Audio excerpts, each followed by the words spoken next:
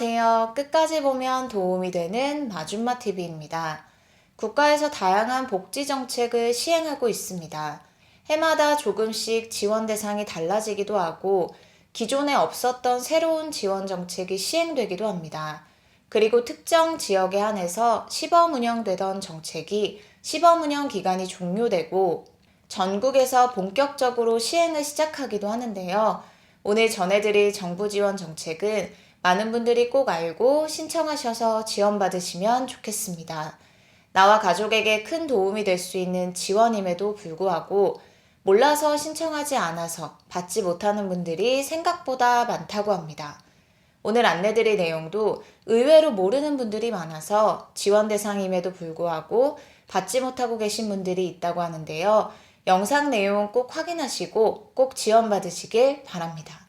그럼 관련 내용이 궁금하신 분들은 오늘 영상도 끝까지 봐주세요. 우리가 살아가는 데 필요하고 중요한 것들이 있습니다. 그 중에 모든 분들에게 해당하는 것이 건강한 삶이지 않을까 싶습니다. 건강한 삶을 위해서 평소에 운동도 하고 식단도 관리하면서 매일 노력하며 지내는 분들이 많이 계실 텐데요. 특히 평소에 혈압이나 당뇨를 관리해야 하는 분들이라면 적정 수치로 잘 유지되도록 식사와 운동을 잘 병행하는 규칙적인 관리가 필요합니다. 병원 진료를 통해서 건강 개선 상태를 꾸준히 체크하면서 필요한 부분에 대해 잘 관리받는 것도 중요합니다. 특히 요즘은 1인 가구가 이전에 비해 많이 늘어났습니다. 홀로 생활하는 분들은 건강한 생활을 위해서 더 많은 신경을 쓰실 수 있죠. 오늘 안내드릴 내용은 특히 홀로 생활하는 분들, 홀로 생활하는 부모님이나 자녀 등 가족이 있으신 분들이라면 꼭 확인하셔야 합니다. 신청을 통해서 꼭 지원받으시면 좋겠습니다. 살다 보면 누군가의 도움이 필요한 순간이 한 번쯤은 찾아올 수 있습니다. 대표적인 예로 위급한 상황이 생겼을 때를 생각해 볼 수 있는데요. 위급한 상황이 생겼을 때 가장 중요한 것이 골든타임을 놓치지 않는 것입니다. 대부분 국민분들이 위급한 상황에 119에 도움을 요청하곤 합니다.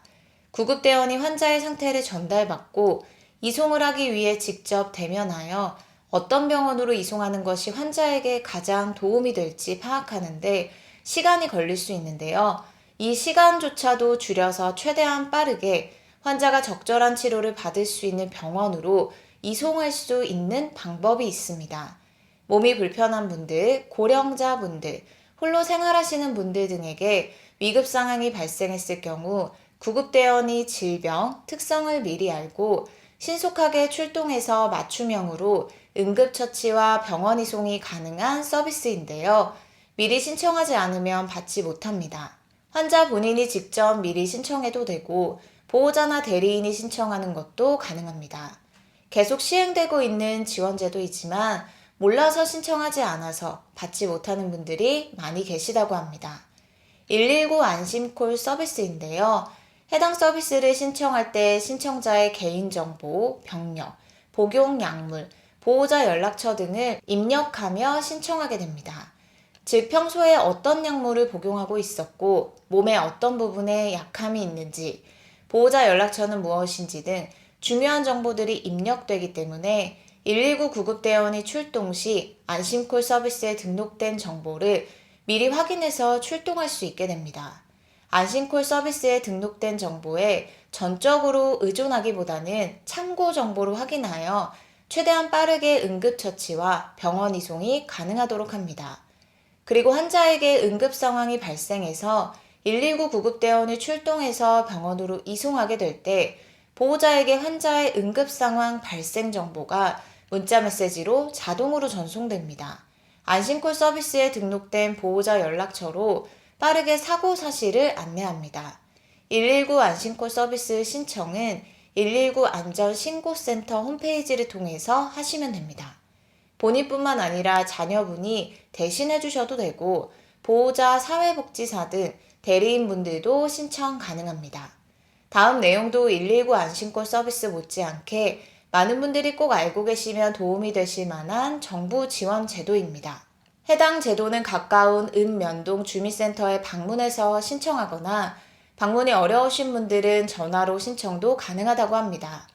본인이 직접 신청해도 되고 대리인 신청도 가능하니 편하신 방법대로 신청해서 지원받으시면 됩니다. 정부에서 시행하고 있는 지원제도로 집안에서 응급 상황이 발생했을 때 119로 자동으로 신고되는 제도입니다. 특히 홀로 생활하는 어르신들의 경우는 집안에서 생활하다가 낙상, 쓰러짐 등의 갑작스러운 사고가 발생하는 경우가 생길 수 있죠.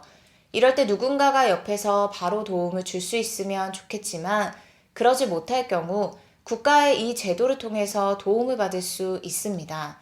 바로 응급 안전 안심 서비스인데요. 만 65세 이상 홀로 거주하는 어르신, 상시 보호가 필요한 장애인분들을 대상으로 국가에서 시행하고 있는 제도로 집안의 활동량 감지기, 출입 감지기, 응급 호출기 등을 설치해드려서 위급한 상황이 생겼을 때 119로 연결되거나 저장된 보호자 연락처로 전화 연결될 수 있도록 합니다. 지원 내용에 대해서 조금 더 자세하게 설명드릴게요. 응급 호출기는 응급 버튼을 누르면 119 소방서로 연결됩니다. 집안 화장실에 설치되고 응급 버튼을 누르면 119에 자동으로 신고됩니다. 활동량 감지기는 활동량 감지 정보를 전송해서 오랜 시간 동안 활동량이 없을 경우 해당 정보가 신고되어 안부를 확인합니다.